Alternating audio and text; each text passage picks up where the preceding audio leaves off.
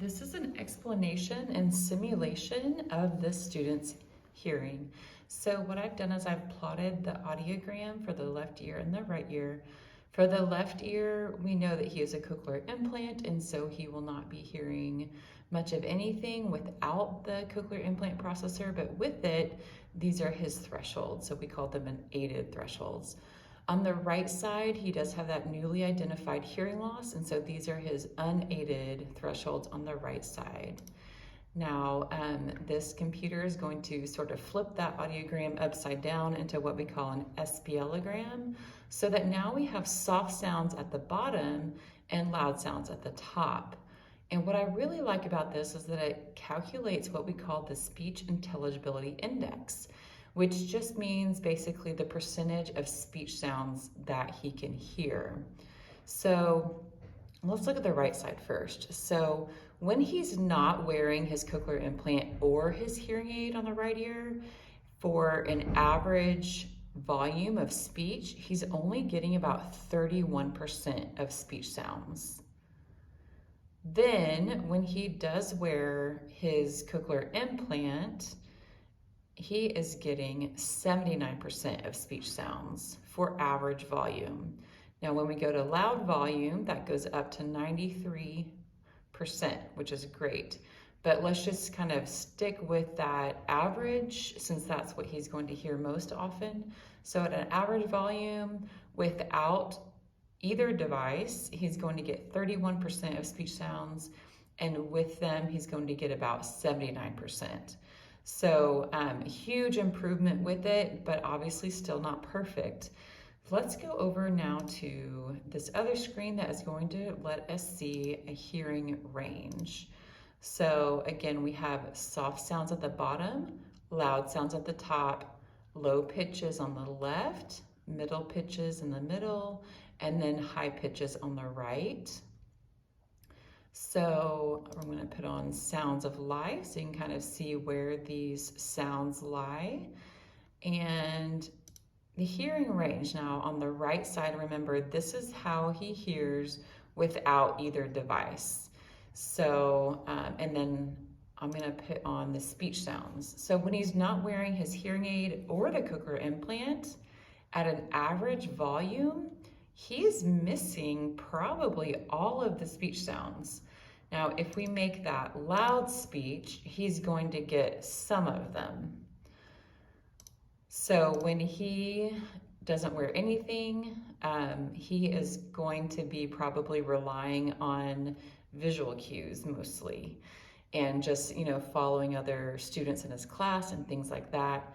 When he does wear his cochlear implant, he's going to hear all of these sounds in the blue shaded area, but he's still going to be missing these in the light gray shaded area. So those are really important for speech understanding. If you can imagine, if someone said the word math, then he will hear the ma, but miss the th. And so he is then having to guess what the end of that word was. And there's a lot of different options for what could be at the end of ma. It could be map, it could be mat, it could be mac. So he's going to be watching the teacher's face, using context clues, using his vocabulary. And we as adults have an easier time of filling in the gaps of what our ears miss because we have a full vocabulary. So as we go into listening to the simulator next, just know that as adults, our brains are going to be more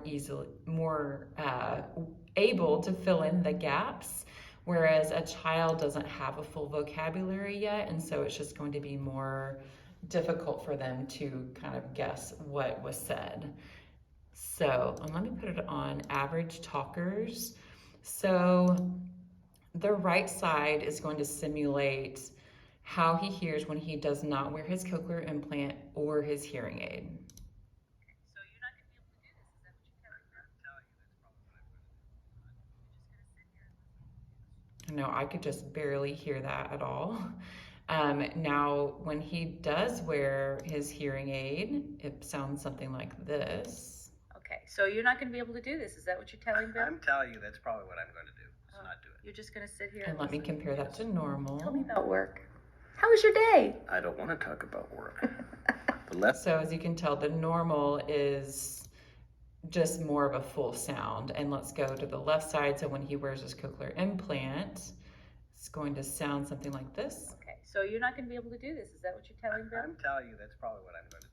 And that really, that's really assuming that his auditory brain is getting all those sounds on the left side. And I'm not sure that we actually know that. We know that basically he can hear those tones at those ranges, but we don't actually know for sure on the left side if his brain is processing sounds easily or not. That would take a more complicated brain test that I don't have available to me. So overall, it's important for him to wear the cochlear implant as well as the hearing aid. And of course, when he needs to be listening, it's important to reduce any background noise, to make sure that he can see your face when you're speaking, give lots of context, especially if you're changing topics, use a lot of visuals to help, and especially if you're teaching new vocabulary, please write it or give him something that he can read so that he knows what you're saying, so he's not having to guess what the word was, because if it's new to him, he's not going to be able to guess it. So anyway, I hope this helps. Let me know if you have any questions.